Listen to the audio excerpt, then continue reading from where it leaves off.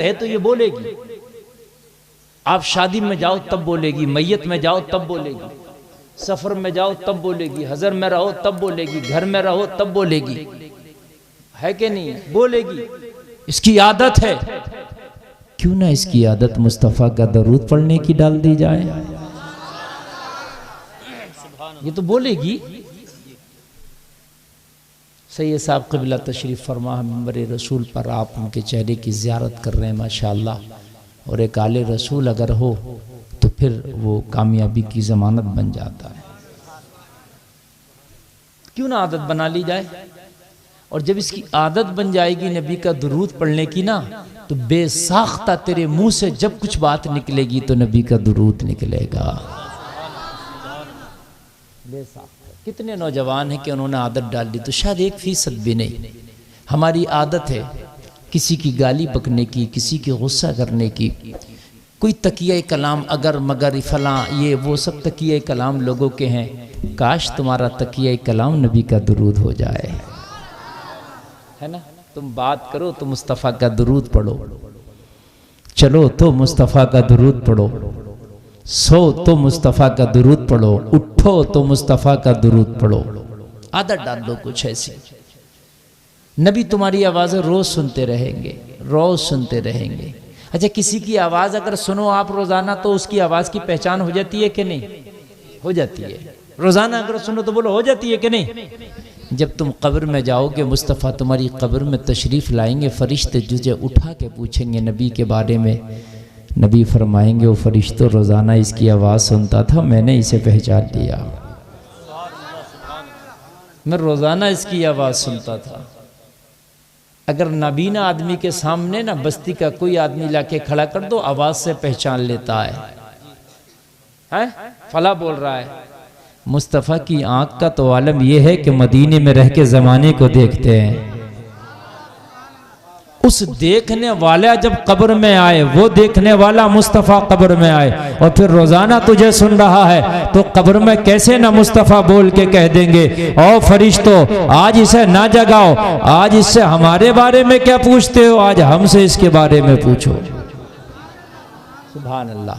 आदत डालो। मेरी माँ बहनें भी बैठी हैं, हमारी आदत रहती है, ख़ासकर माँ बहनों की आदत रहती है, इधर उधर की चार बातें करके बैठेंगी। ना बैठो किसी की बात करके, आप बैठो तो मुस्तफ़ा का दुरूद पढ़ के बैठो।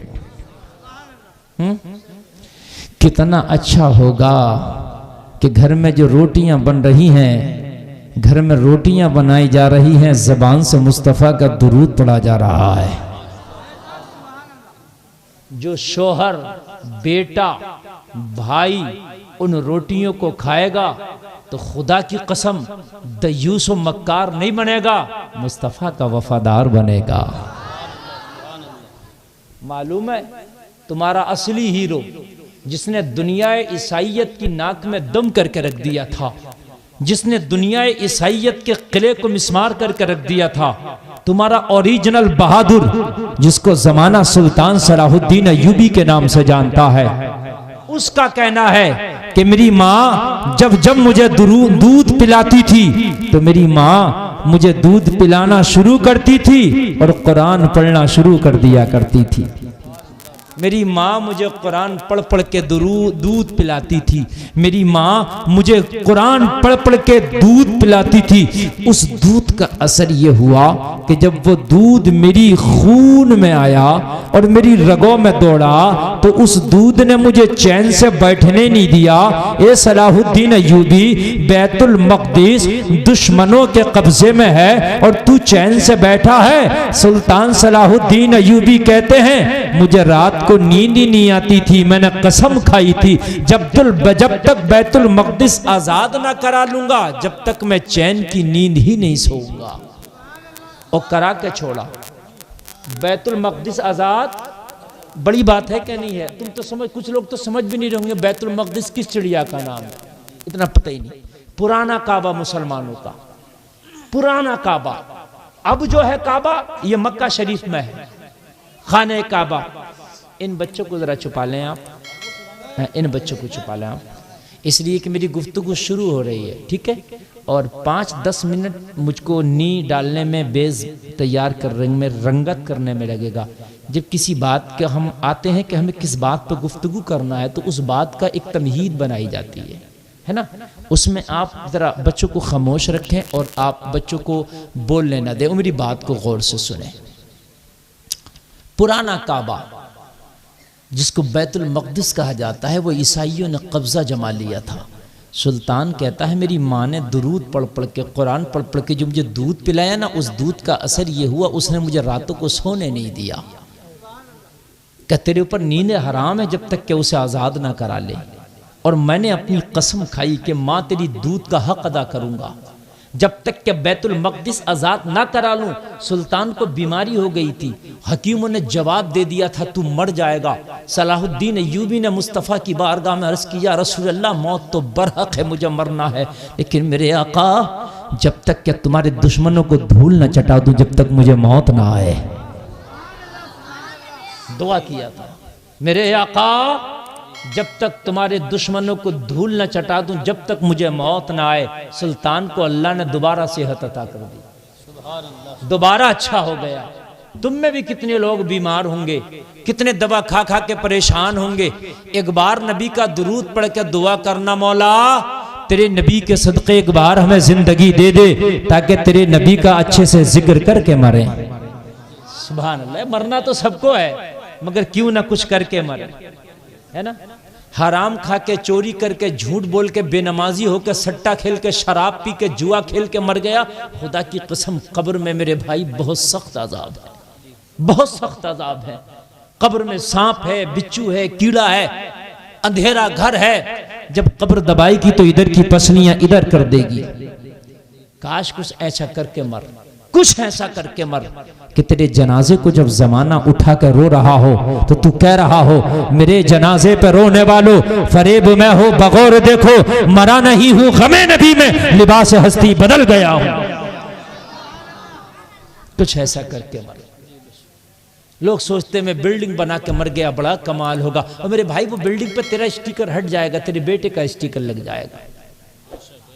मेरी बात गलत तो नहीं है ना।